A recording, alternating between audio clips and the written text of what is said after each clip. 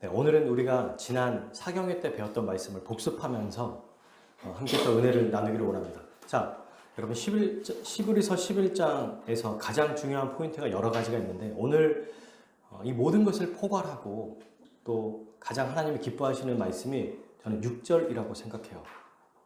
6절 한 번 더 읽어볼까요? 믿음이 없이는 하나님을 기쁘시게 하지 못하나니. 네, 여러분 믿음이 없으면 하나님을 기쁘게 할 수가 없습니다. 믿음이라고 하는 게 뭘까요? 오늘 이 믿음을 좀 알아보려고 합니다. 이미 우리가 살펴봤지만 믿음이 없으면 하나님을 기쁘시게 할 수가 없대요. 다른 어떤 것을 다 갖추더라도 우리가 하나님 앞에 헌신하고 봉사하고 예배를 드리고 헌금을 하고 찬양할지라도 믿음이 없으면 하나님은 기뻐하시지 않습니다. 모든 것이 다 믿음을 바탕으로 하나님 앞에 나가야 된다는 거예요. 믿음으로만 나아가야 됩니다. 그래서 믿음이 없으면 하나님을 기쁘시게 하지 못한다는 것은 믿음이 있으면 어떻게 한다는 거예요? 하나님을 기쁘시게 한다는 거예요. 오늘 이 말씀을 꼭 잊지 않았으면 좋겠어요. 그리고 믿음으로 나아갈 때 어디로 갑니까? 믿음으로 세상으로 나가는 게 아니라 먼저 하나님 앞에 나가는 거예요. 그리고 그분 앞에 나간다는 것은 그가 어떻게 계신다? 살아계신다는 것을 확신하는 겁니다. 또 그분께 나아가는 자들에게 반드시 상을 주신다. 위로하시고 은혜 베풀어 주신다는 것을 우리가 잊지 말아야 되죠. 아까 우리가 찬양했던 거 믿음으로 사는 자는 하늘 위로 받겠네.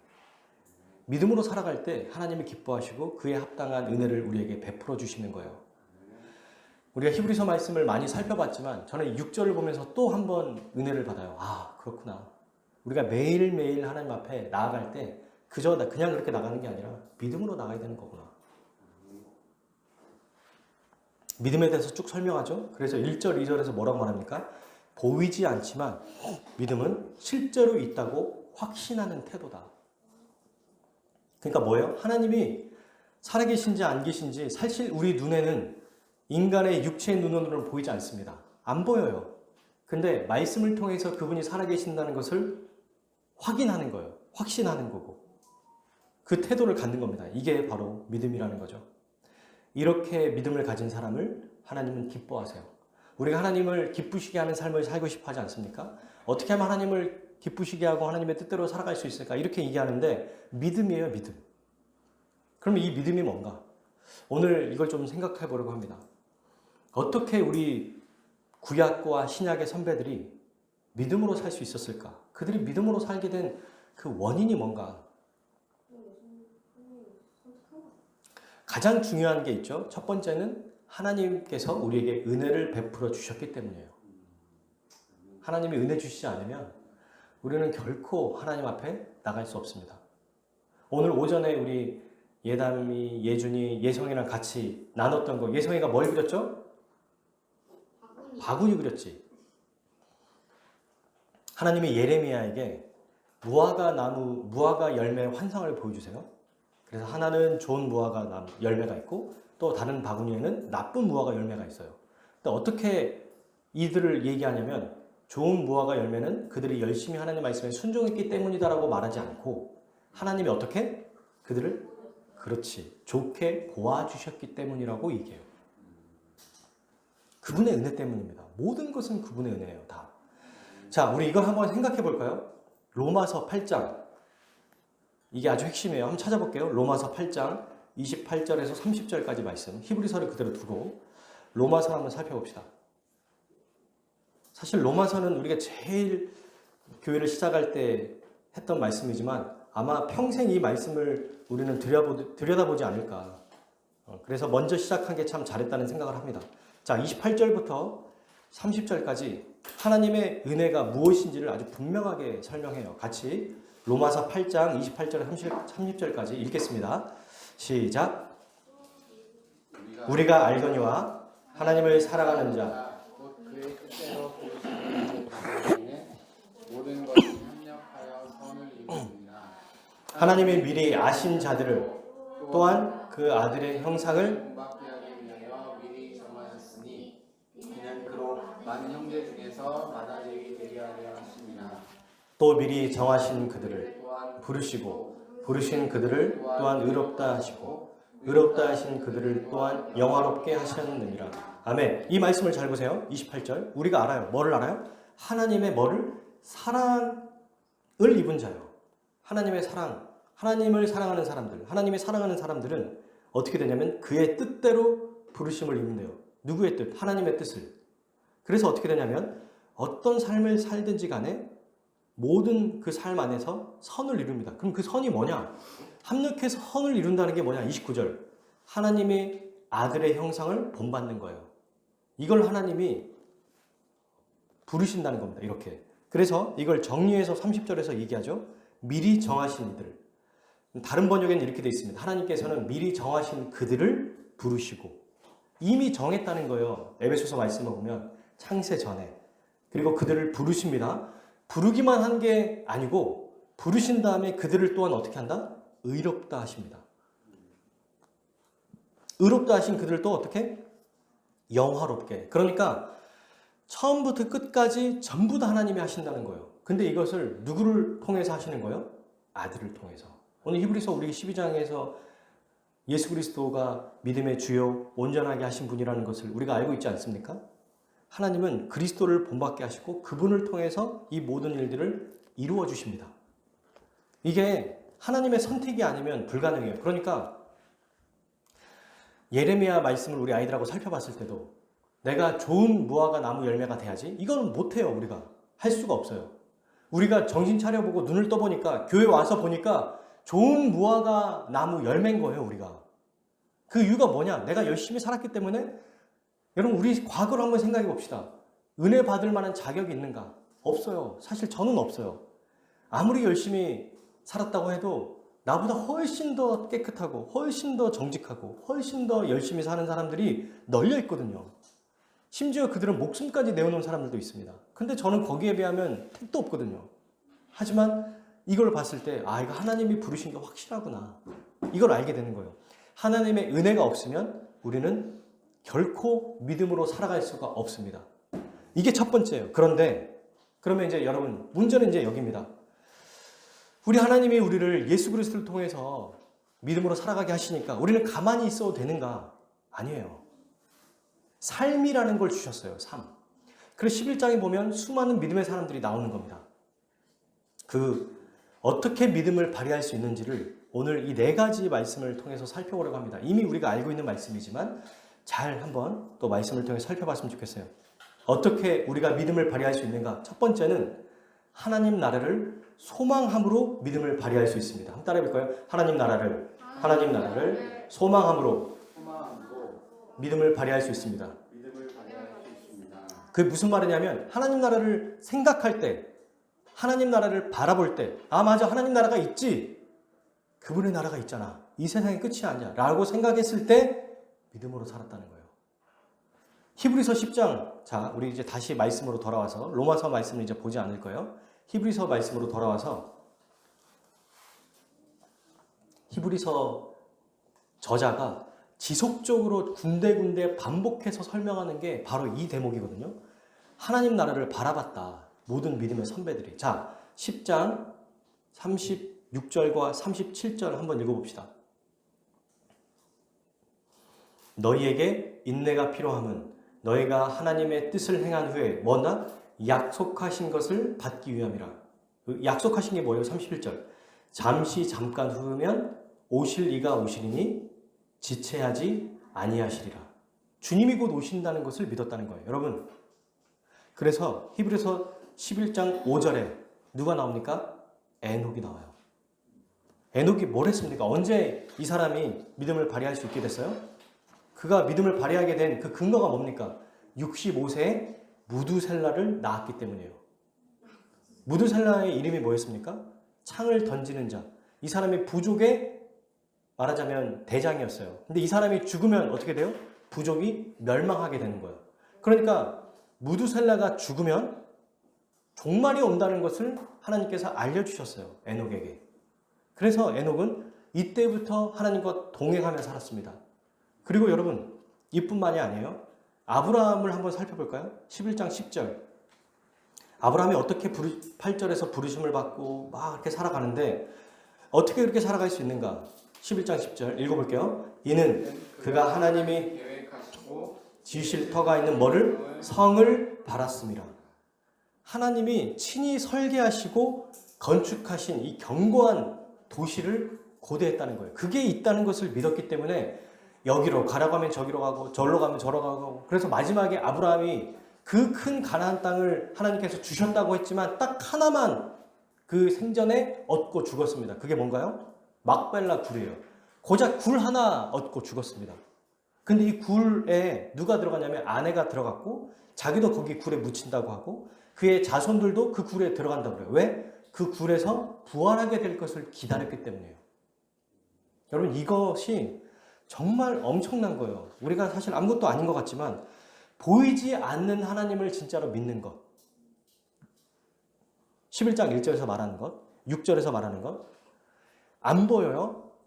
당장 눈에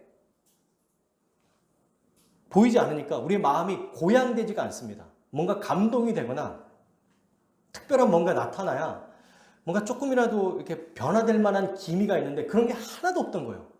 아무것도 없었어요. 근데 그 중에서도 믿음을 발휘하느냐 발휘하지 않느냐를 보시는 거예요, 하나님이. 그 상황에서 아무것도 안 보이고 아무런 느낌도 없고 아무런 감격도 없고 분위기도 없는 그곳에서 정말 하나님을 보는 것, 하나님을 의지하고 그분께 예배드리는 것, 이게 하나님을 기쁘시게 한다는 겁니다. 저는 이 말씀을 보면서 우리 교회가 생각이 나더라고요. 우리 성도들이 생각이 나더라고요. 사실 우리는 예배를 드리면서도 우리 주님이, 삼위 하나님이 이곳에 좌정하지 않으면 정말 아무것도 아닌 거예요. 분위기가 고양되지도 않죠. 어떤 사람들이 오고 화려한 세션들이 있고 또 많은 사람들이 와서 막 북적북적 거리면 뭔가 좀 마음이 고양될 만한 게 있잖아요. 큰 교회나 이런 데 가보면. 없어요, 우리는. 없습니다, 뭐가. 그냥 우리끼리 모여서 예배 드리는 것처럼 보여요. 그런데 여기서 믿음을 발휘하는 겁니다. 앞에서 우리만 있는 것이 아니라 우리 예배를 하나님이 받으신다는 것을 알고 예배 전부터 찬양하고 또 함께 이 예배를 드리고 말씀을 전하고 삼위 하나님이 이곳에 좌정하시고 우리 가운데 지금 어딘가 계신다는 것을 믿고 그분 앞에 믿음으로 나아가는 것, 이게 하나님을 기쁘시게 하는 거예요. 믿음의 선배들은 우리보다 훨씬 더 악조건에서 살았습니다. 심지어는 제가 선지자들 말씀을 연구하고 있는 중인데 어느 정도냐면 예레미야는 자기의 태어남을 저주까지 해요. 너무 괴로우니까. 예언의 말씀을 전하거든요. 그랬더니 뭐라고까지 얘기하냐면 자기가 태어났을 때 주위의 사람들이 아버지한테 아유 아들 낳았네요 축하합니다 라고 했던 그 사람도 저주받았으면 좋겠다고 말해요. 태에서부터 내가 태어났던 것 자체가 저주다. 그렇게 표현한다니까요. 너무 괴로운 거야.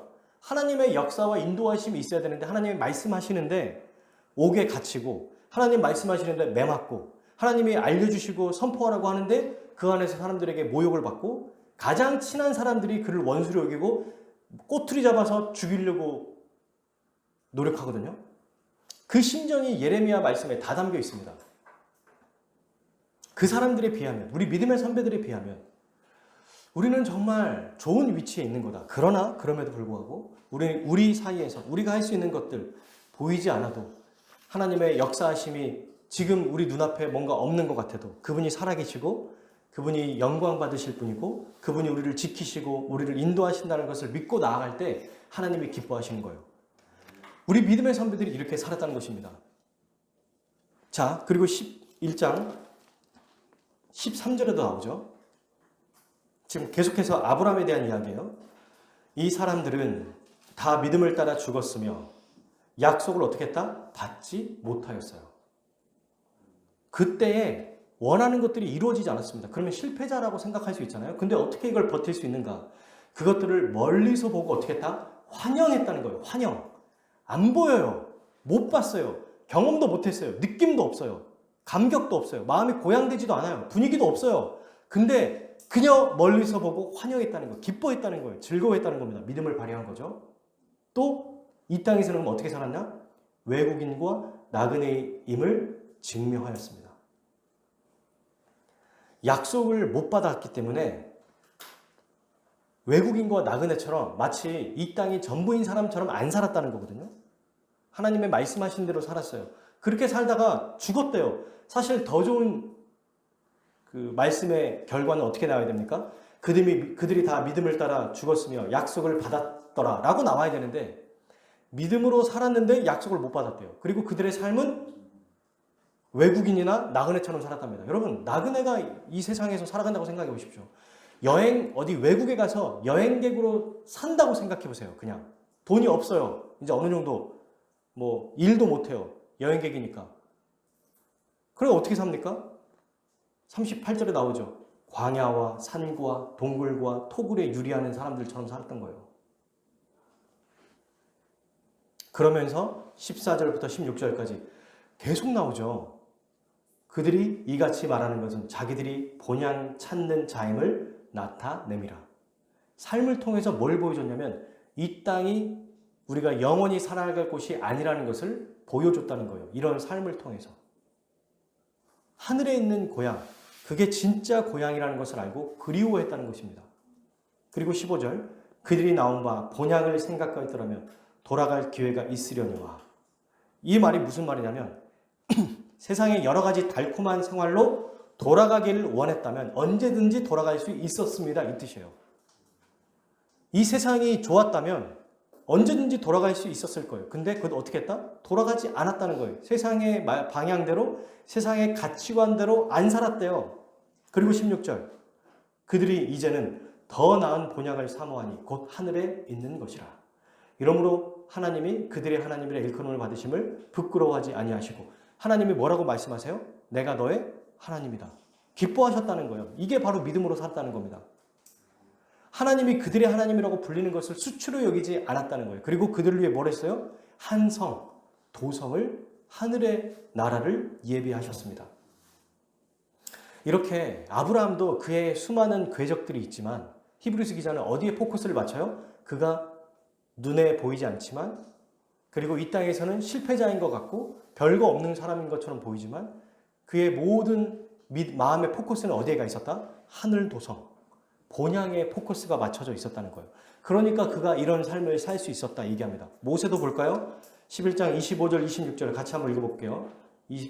4절부터 믿음으로 모세는 장성하여 바로의 공주의 아들이라 칭함받기를 거절하고 도리어 하나님의 백성과 함께 고난받기를 잠시 죄악의 낙을 누리는 것보다 더 좋아하고. 자, 여기 보세요. 하나님의 백성과 함께 고난받고 또 바로의 공주라고 이 땅에서 누릴 수 있는 수많은 것들을 다 포기했습니다. 그 이유가 뭐죠? 26절, 그리스도를 위하여 받는 수모를 애굽의 뭐다? 모든 보화보다 더 큰 재물로 여겼으니 이는 뭐다? 상 주심을 바라봅니다. 상 주시는 분이 누구예요? 하나님. 하나님은 어떻게 나아갈 때 기뻐하시죠? 믿음으로 나아갈 때. 세상에 눈에 보이는 대로 살아가는 사람이 아니라 눈에 보이지 않는 믿음의 사람들과 같이 하나님의 은혜를 믿고 하나님의 약속을 믿고 우리 주님이 곧 오실 것을 믿고 살아갈 때 마지막에 그의 삶에는 상이 있다는 것입니다. 모세가 그랬기 때문에 이게 그의 원동력이 됐다는 거예요. 그리고 35절 같이 한번 읽어볼까요? 35절 우리 믿음의 사람들 중에 또 나오죠. 35절 여자들은 자기의 죽은 자들을 부활로 받아들이기도 하며 또 어떤 이들은 더 좋은 부활을 얻고자 하여 어떻게 심한 고문을 받되 구차히 풀려나기를 원하지 아니하였으며. 아멘. 무엇을 위해서? 더 좋은 부활. 부활이 있다는 것을 믿었다는 겁니다. 우리 주님이 곧 오실 거고 부활하고 우리가 하나님 나라에 가는 것. 그러니까 이걸 정리하면 이런 거죠. 예수님을 믿을 때 이 땅에서는 고통스럽고 고난을 받을 수 있다는 거예요. 어쩌면 잘 안 될 수도 있어요. 근데 그게 목표가 아닌 거예요, 우리한테는. 예수님을 믿으면 우리 주님이 곧 오신다는 것을 믿고 주님이 오실 때 그때가 언제가 될지 모르지만 우리는 부활할 겁니다. 그리고 부활한 그 몸이 하늘의 도성, 영원한 성, 하나님이 예비하신 곳, 하나님이 계신 곳, 그곳에 살아갈 거예요. 자, 그럴 때 어떻게 이들이 믿음을 발휘했습니까? 어떻게 발휘했어요? 바로 본향을 생각하면서 하나님의 말씀대로 보이지 않는 하나님을 본자처럼 생각하고 그리고 눈에 보이는 세상이 진짜라고 믿지 않고 하나님이 말씀하시는 세상이 현실이라고 생각하며 살았던 거예요. 여러분, 이거는 결코 쉬운 일이 아닙니다. 절대로 쉬운 일이 아니에요. 그럼 옛날에는 쉽고 지금은 더 어렵냐? 아니요. 똑같을 거예요. 옛날에도. 결코 쉽지 않습니다. 그래서 히브리서 기자는 이 땅에 살아가는 삶을 12장 2절에 우리 앞에 1절에 12장 1절 우리 앞에 당한 뭘로 설명했습니까? 경주라고 생각했어요. 왜요? 마라톤 하는 사람이 꼴이 나기 위해서 달리는 거지 마라톤을 하기 위해서 달리는 사람은 없습니다. 달리기 위해서 사는 사람은 없어요. 마지막 꼴이 내서 그 안에 이제 마지막 영광을 누리기 위해서 달리는 거지 뛰는 걸 좋아하는 사람은 있어도 그 마라톤을 굳이 뛰는 것 때문에 하진 않아요. 우리도 이 땅에 살아가는 삶이 마지막 결승전에서 완주하고 그 안에 모든 영광을 누리기 위해서 살아가는 것이지 그 자체 때문에 사는 것이 아닙니다. 이게 바로 하나님 나라의 본향을 생각하며 살아가는 이 믿음의 삶을 이야기하는 거예요. 이렇게 살아가는 자는 어떤 사람들입니까? 바로 12장 28절에 또 설명해요. 자, 히브리서 12장 28절 한번 읽어봅시다. 그러므로 우리가 흔들리지 않는 나라를 받았은즉 은혜를 받자. 이로 말미암아 경건함과 두려움으로 하나님을 기쁘시게 섬길지니. 네, 뭘 받았다고 말합니까? 흔들리지 않는 나라를 받은 자래요. 들어가게 될 것이지만 들어간 자들이에요, 우리가. 그러니까 날마다 그 은혜를 받아서 하나님을 기쁘시게 섬기자는 거예요. 왜? 영원한 도성이 있으니까. 마지막 이 영원한 본향, 정말 히브리서 말씀에 곳곳에 나오죠. 결국 하나님 나라, 보이지 않는 그 나라를 소망하며 부활을 소망하며 살았던 것들이 나오지 않습니까? 13장에는 없을까요? 있어요. 마지막으로 한번 찾아봅시다. 이 부분은 13장 13절 14절 같이 읽겠습니다. 13장 13, 14절 그런즉 우리도 그의 치욕을 짊어지고 영문 밖으로 그에게 나아가자. 우리가 여기는 영구한 도성이 없으므로 장차 올 것을 찾나니. 아멘. 예수님이 12절에 보면 예수님도 자기의 피를 쏟고 백성을 통해서 고난을 받았다고 나오거든요. 그러니까 예수님처럼 우리도 고난을 받자. 왜? 이 세상에는 우리의 고향이 없으니까. 우리는 그래서 타번역에 이렇게 설명하거든요. 그러니 우리도 성문 밖으로 나아갑시다. 예수님이 치욕받은 그 고난을 함께 받읍시다. 이 세상 사람들의 관심사가 어디에 있든 그들이 멸시를 하든 예수께서 겪으신 수치와 고난을 함께 나누러 그분이 계신 곳으로 나아갑시다. 14절. 왜? 이 세상에는 우리의 고향이 없기 때문입니다. 우리는 하늘에 있는 영원한 고향만을 하루같이 기다리고 있습니다. 사랑하는 여러분, 우리 인생은 언제 어떻게 될지 모르는 거예요. 영원한 삶이라고 한다면 불과 이제는 얼마 남지 않았어요. 그래봐야 이 땅에 살아가는 삶은. 근데 매일매일을 영원한 본향을 기다리며 사는 사람들이 정말 하나님의 말씀대로 살아간다는 거예요. 우리가 어떻게 믿음을 발휘할 수 있냐고요? 첫 번째, 보이지 않는 하나님 나라를 기억하는 거예요. 그 나라가 있음을 믿는 겁니다. 자, 그리고 두 번째가 뭐냐? 영원한 하나님 나라를 바라볼 때 우리의 삶을 함께 또 생각하겠죠? 그래서 어떻게 할까요? 회개하며 살아요. 자기 자신을 돌아보며 사는 겁니다. 그럴 때 믿음을 발휘할 수 있어요. 이게 우리가 자주 살펴봤던 12장 1절에 대한 이야기죠. 신앙생활에 방해되는 무거운 것과 얽매이기 쉬운 죄를 벗어버리는 것. 사랑하는 여러분, 이거는 아마 우리가 이 땅의 삶을 살아가면서 영원히 유효할 겁니다. 이거 이전에 봤잖아요. 이거는 이미 들었는데요. 그래도 여전히 우리의 신앙생활의 장애물이 무엇인지, 무엇 때문에 우리가 잘 걸려 넘어지는지를 정말 매일매일 생각해야 되는 것 같아요. 이번 한 주에 제가 우리 가족들과 있으면서도 정말 조금만 우리가 마음을 놔버리고 조금만 게을러져도 금방 여기에 또 빠져들어가는구나. 목회자임에도 불구하고 하나님의 말씀을 전하는 사람이고 연구하는 사람임에도 불구하고 진짜 신기한 게 말씀을 연구하고 있어요. 그 와중에 그 짧은 잠깐 쉬는 시간이라든지 잠깐 아이들과 대화하거나 아내하고 얘기할 때 막 뭐가 짜증이 나 막 올라올 때 하기 싫은 게 확 올라올 때 게으름, 나태함, 교만함, 비난함, 또 막 지적하는 거 이런 것들이 막 올라오는 거예요, 저한테. 결코 여기에서 우리는 자유로울 수 없습니다. 주님 나라 갈 때까지. 계속해서 나에게 방해되는 장애물과 죄가 무엇인지 생각해 봐야 돼요. 리처드 필립스의 글을 한 번 더 읽어드릴게요. 사람들은 이건 법적인 죄가 아니니까 틀림없이 괜찮을 거야 라고 말한다. 그러나 우리는 우리를 무겁게 하는 것, 영적인 진보를 방해하는 것이라면 무엇인지 내버려야 한다. 우리의 생활 방식도 포함된다. 예를 들어 오늘날 많은 그리스도인이 오락 문화에 빠져 무분별한 TV 시청과 찔리더라고요. 불건전한 책, 인터넷 서핑, 무분별한 영화, 스마트폰의 검색에 엄청난 시간을 허비한다. 김남준 목사님은 그 게으름이라는 책에 뭐라고 얘기하냐면 우리가 가장 큰 죄 중에 하나가 시간을 허비하는 거라고 얘기하세요. 왜? 하나님이 우리의 24시간의 시간을 하나님의 뜻대로 살라고 말씀하셨는데 이미 구원받았으니 탱자 놀자라고 하는 게 결코 하나님이 기쁘시는 모습이 아니라는 겁니다. 제가 얼마나 많이 찔림을 받았는지 몰라요. 저 같은 경우는 뭔가 쫙 몰아서 하고 좀 몰아서 쉬고 이렇게 하는 편이거든요. 약간 뭔가 집중해서 하고 집중해서 끝내고 이렇게 하고 싶은데 이게 자칫 잘못하면 게으름에 또 빠지게 돼요. 사람들이 봤을 때는 저를 게으르다고 생각 안 할지도 몰라요. 근데 저는 알죠. 제 역량이 이 정도면은 더 공부할 수 있고 이 정도면은 쉬어도 되는데 남들이 봤을 때 생각하는 기준에 맞추면 훨씬 더 내 시간을 많이 활용할 수 있는 거예요. 근데 그때 나는 뭐 하냐? 노는 거예요, 그냥. 그런 모습들이 있다는 겁니다.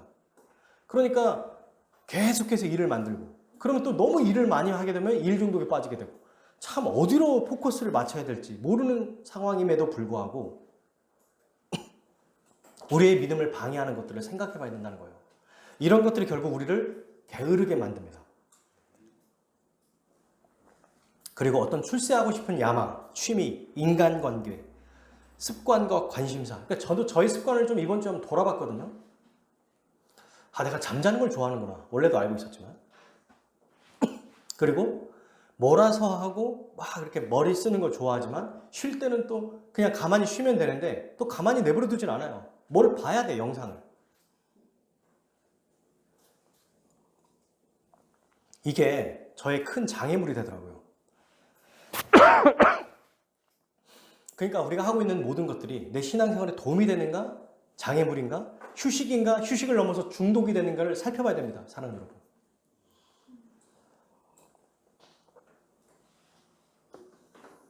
죄는 아닐 수 있어요. 근데 게으르게 만들면 그거 정말 조심해야 돼요.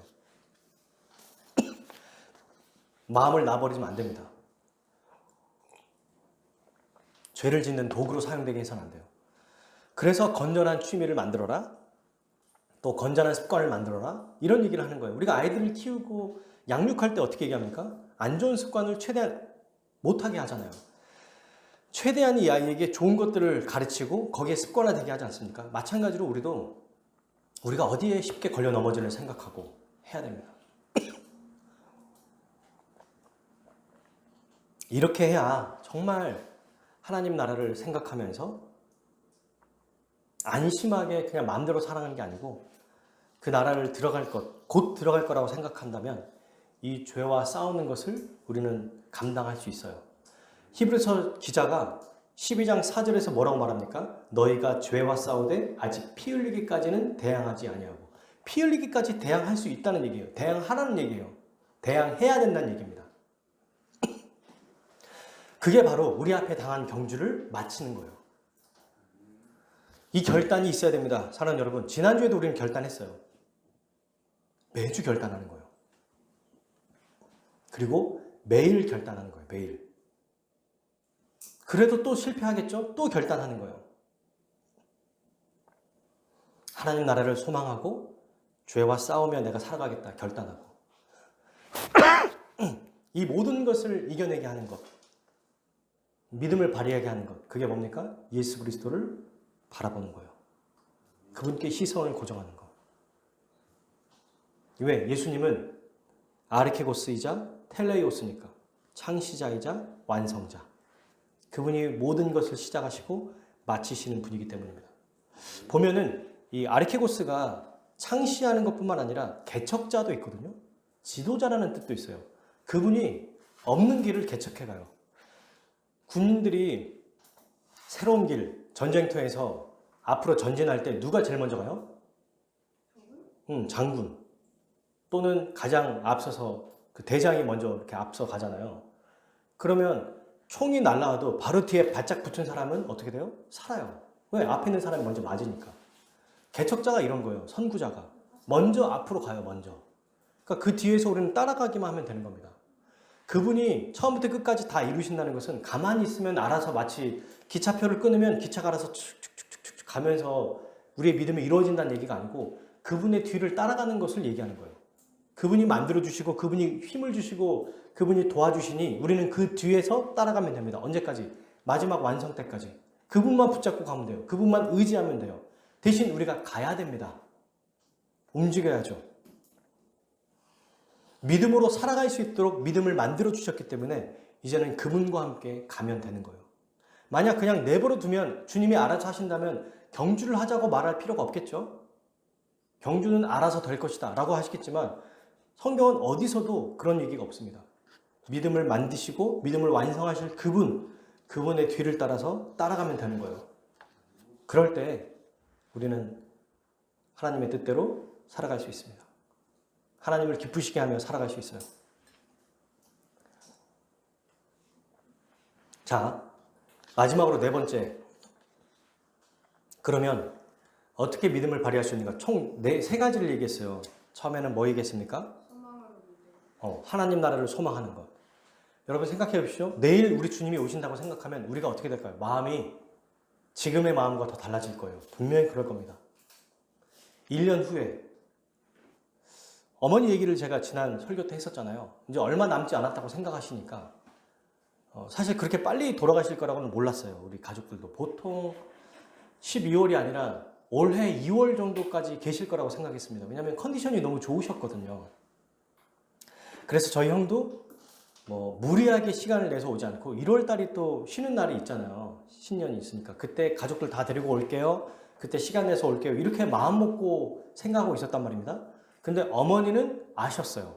한 2주 전에 형이랑 힘겹게 얘기하면서 올해는 못 넘길 것 같다 내가. 내년에 너희를 못 볼 것 같다. 이렇게 얘기를 하셨거든요. 그 가운데 어떻게 하셨는가? 화내거나 짜증내거나 이런 것들보다 어떻게 하면 더 주의 뜻대로 살아가고 어떻게 하면 더 주의 말씀대로 살아갈까? 사랑하는 여러분, 시한부 인생, 마지막 인생의 종착지가 있다고 생각하면 우리의 삶은 달라질 수밖에 없습니다. 진짜 그래요, 진짜. 영원할 거라고 생각하지 않았으면 좋겠어요, 우리가. 영원히 살 거라고 생각하지 않았으면 좋겠어요. 길어야 우리 중에 50년 더 살 수 있을까요? 누가? 60년? 60년은 안 될 거예요, 그죠? 가능할 수도 있겠지만, 우리 어른들 중에, 아이들 빼고. 100년을 더 사시는 사람이 있을까요? 100년을 더 산들, 그게 무슨 의미가 있을까요? 하나님 나라에 못 들어가면. 그렇게 열심히 살고, 주의 말씀대로 살려고 할 때는 하루하루 언제 내가 곧 하나님이 부르실지 모른다라고 생각하며 선택하는 삶. 그게 바로 첫 번째 믿음을 발휘할 수 있고요. 두 번째, 우리의 죄를 항상 점검하고 어디에 내가 쉽게 걸려 넘어지를 생각하는 거예요. 그랬을 때 믿음을 발휘할 수 있습니다. 세 번째, 이 모든 이것을 이겨낼 수 있는 방법, 그리스도를 바라보는 거예요. 좋을 때나 힘들 때나 슬플 때나 어려울 때나 매 순간마다 우리의 믿음을 시작하시고 완성하신 먼저 선구자로 그 길을 가셨고 그 다음에 우리를 이끌어 주시고 우리에게 힘을 주시고 능력을 주시는 분. 신기한 게 우리의 신앙생활이라는 건 하나님이 살아계시기 때문에 말씀을 듣고 그 말씀을 받아들이고 아멘 하면 성령이 역사하세요. 지금 이 순간에도 그렇습니다. 너무 아무것도 아닌 것 같거든요. 어쩔 때는 사실 우리끼리 모여서 이렇게 같이 예배하는 게 남들이 봤을 때는 볼품 없어 보일 수도 있고 별거 아닌 것처럼 보일 수 있지만 하나님이 함께 하시기 때문에 삼위 하나님이 함께 하시기 때문에 지금도 성령의 충만한 역사를 설교자인 저는 느껴요. 신기하죠? 몇 명 안 되는데도 이 안에 성령의 역사를 느낀다니까요. 이게 성령께서 함께 하실 때 우리가 느끼는 이 마음입니다. 살아계시기 때문에 그래요. 그분은 주님을 바라볼 때마다 우리에게 역사하십니다.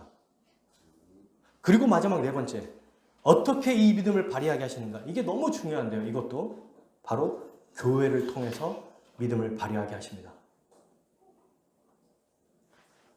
히브리서 10장 22절과 23절부터 24절까지 한번 살펴볼까요? 25절까지죠.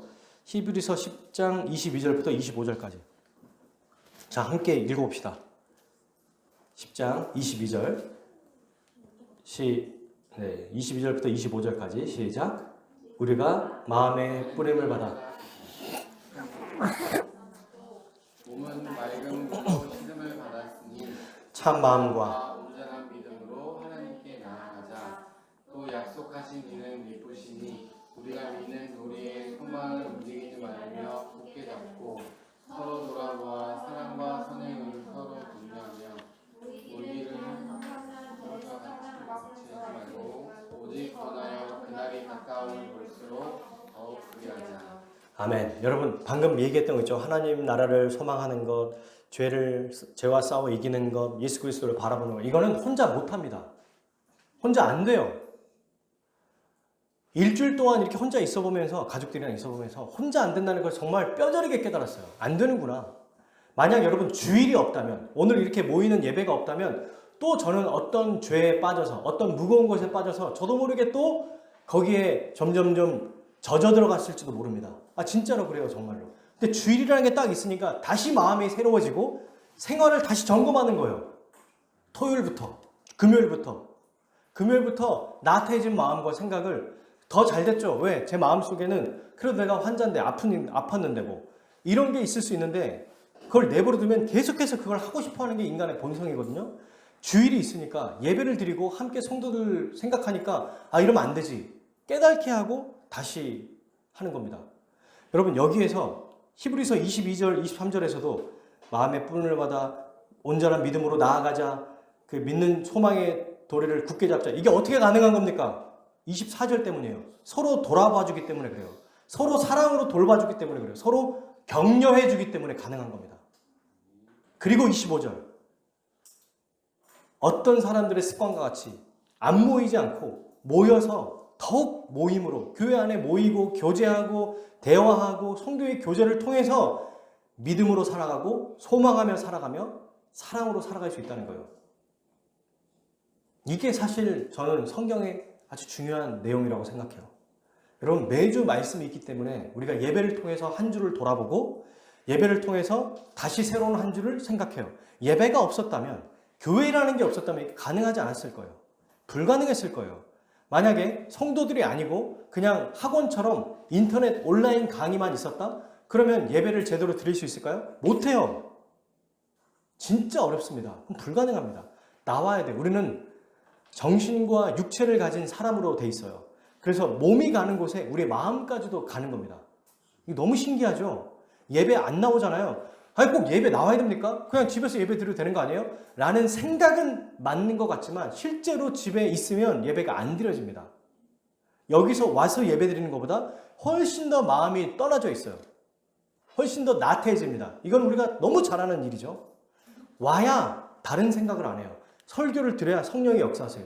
그래서 우리 로이준수 목사님은 실제로 그분이 설교하는 것들을 녹화하거나 녹음하는 걸 반대하셨어요. 왜? 성령이 이 자리에 역사하시기 때문에. 지금 부족하더라도 그 교회에 해당되는 목사가 연구하고 목사가 설교하는 그 말씀을 통해서 거기서 성령의 역사시기 때문에 아주 훌륭한 목사님도 그렇게 하지 않으려고 했다는 겁니다. 여러분, 이 자리에 나와서 함께 예배 드릴 때 그때 성령께서 우리에게 마음을 바꿔주십니다. 구약에 누가 혼자 살았습니까? 구약의 사람들을 보십시오. 공동체가 있었어요. 하나님은 이스라엘 민족을 부르셨지 한 사람을 부른 게 아니에요. 이스라엘 민족으로 존재했어요. 한 사람에게 율법을 주지 않았어요. 그 백성에게 율법을 주셨어요. 한 명에게 성막과 성전과 지성소를 주지 않았어요. 백성에게 주셨어요. 우리는요, 예수 그리스도는 한 명의 제자만 부른 게 아니라 12명의 사도를 부르셨어요. 그리고 그들을 통해서 교회를 주셨습니다. 왜 그럴까요? 우리를 너무도 잘 아시거든요. 우리가 얼마나 연약한 존재를 너무나 잘 아세요. 그래서 모이지 않고 혼자 만약에 예배를 드린다?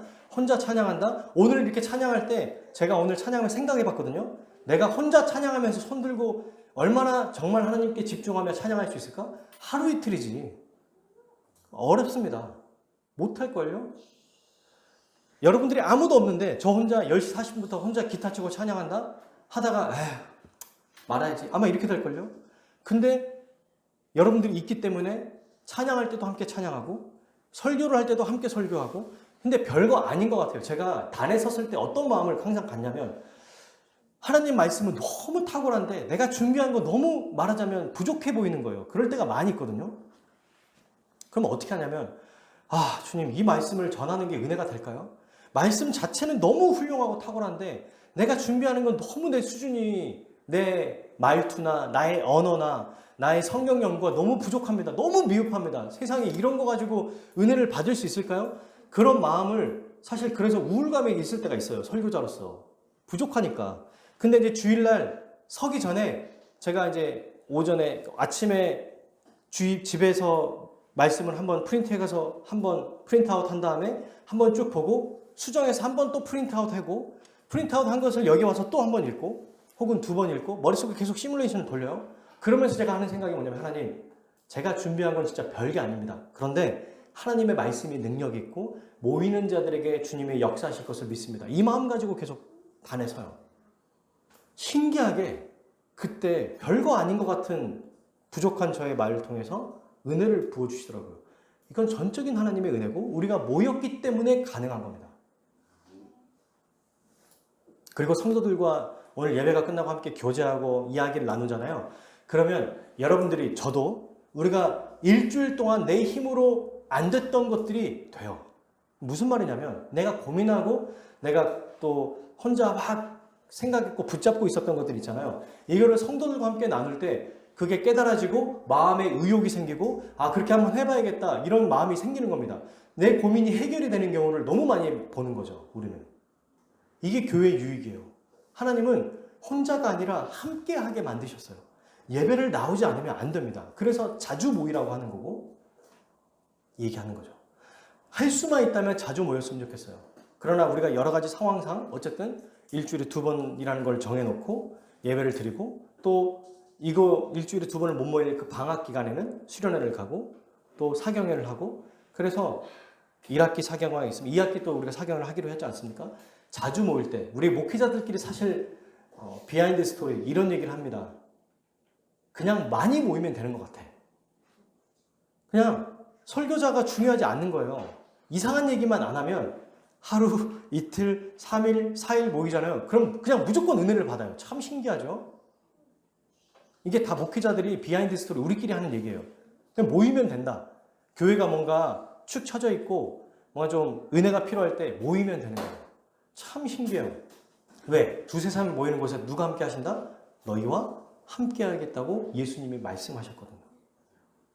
그러므로 사랑하는 여러분, 우리는 서로 위로하고 사랑하고 격려함으로 마침내 이 경주를 완주하게 해주세요. 이것도 우리 하나님이, 우리 주님이 우리에게 선물로 주신 큰 은혜입니다. 교회가. 저는 이 네 번째, 교회를 의지해서 믿음을 발휘하는 것을 앞으로 더 우리가 많이 활용했으면 좋겠어요. 교회를 의지하는 것. 주일날 예배드리고 듣고 마치 학원과 같은 개념으로 하지 말고 이제 여러분 우리가 곧 5월달도 끝나지 않습니까? 이제 6월이 새롭게 시작돼요. 6월달에도 기도 제목을 받을 거예요. 저는 이 기도들이 하나님이 다 들으시고 응답했을 거라고 생각해요. 말씀 사경회를 위해서 우리가 기도했는데 정말 은혜가 있었어요. 그리고 구체적으로 저도 교회의 기도 제목 말고 구체적으로도 이번 달에 주님이 이루어 주시길 바라는 것들을 쓸 겁니다. 여러분들도 이렇게 함께 기도할 때 그저 여러 명이 일주일에 한두 번 모이는 정도가 아니라 우리가 함께 신앙생활을 한다는 것을 잊지 않았으면 좋겠어요. 그래서 카톡방에도 더 여러분들의 소식을 남겨주시고 더 기도할 것들을 얘기해 주시고 부끄러워하지 마시고 이런 것들을 굳이 얘기할 필요 있나 이러지 마시고 그냥 얘기 나누는 거예요. 왜? 우리를 한 몸으로 만들어 주셨으니까. 무기가 있는데 이걸 안 소양하면 너무 아깝잖아요. 무기가 있어요. 우리에게 주시는. 이걸 사용합시다. 별거 아닌 것 같지만 우리 안에 성령이 계시기 때문에 성령께서 역사하실 것입니다. 사랑하는 여러분, 저는 오늘 이 히브리서 말씀을 통해서 여러분들에게 총 4가지를 얘기했습니다. 정확하게 말하면 5가지로 볼 수 있겠죠. 어떻게 우리 구약과 신약의 사람들은 믿음으로 살아갈 수 있었는가? 그것은 첫 번째로는 하나님의 은혜 때문이다.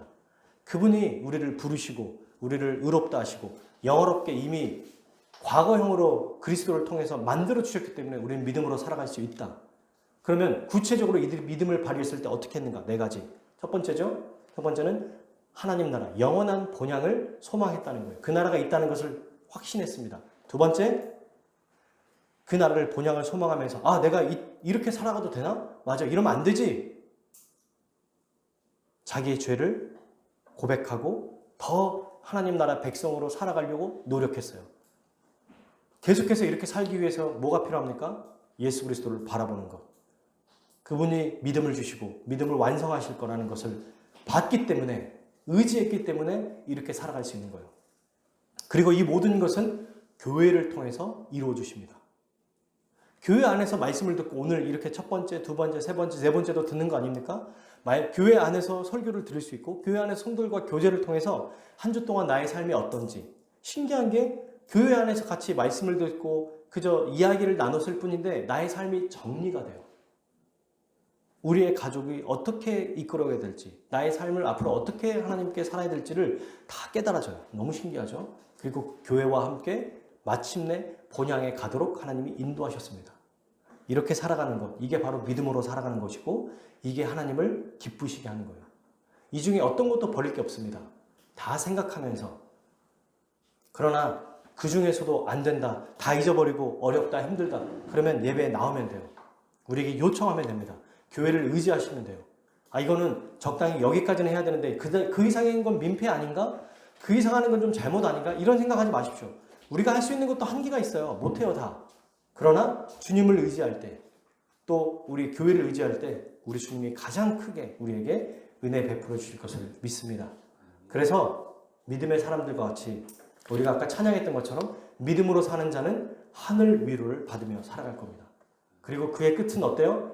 일생의 삶은 아무리 고통스럽고 힘들고 환난 속에 있어도 만사형통하리라 라고 고백하며 살 거예요. 분명히 아프고 힘들어요. 고난이 있거든요. 근데 그걸 보고 만사형통이라고 말해요. 이런 믿음의 사람들이 우리 화목교회 모든 성도들 되었으면 좋겠습니다. 그래서 우리도 분위기, 마음의 고향 되는 것 여러 가지 신경 쓰지 말고 보이지 않지만 우리와 함께 하시고 지금도 우리를 사랑하시며 우리에게 은혜를 베풀어 주시는 그 주님 앞에 우리가 마음껏 또 나아가서 하나님 기뻐하시는 대로 하나님이 상 주심을 바라보면서 믿음으로 이 한 주도 정말 주를 의지하며 교회를 의지하며 살아가는 우리 모두 되기를 주님의 이름으로 축복합니다. 아멘.